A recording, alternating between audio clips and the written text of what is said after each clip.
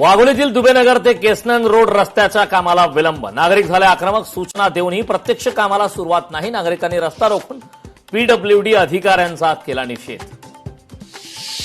कल्याणमध्ये जुन्या वारातून तरुणावर प्राणघातक हल्ला. पोलिसांनी केली आरोपीला अटक. हल्ल्यात तरुण जखमी.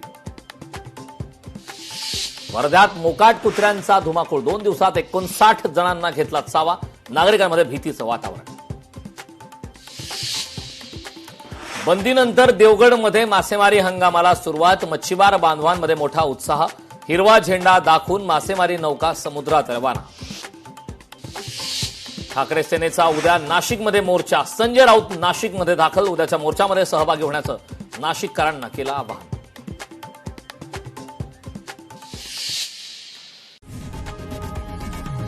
लोकशाही मराठी ऐका, पहा, जागरूक रहा.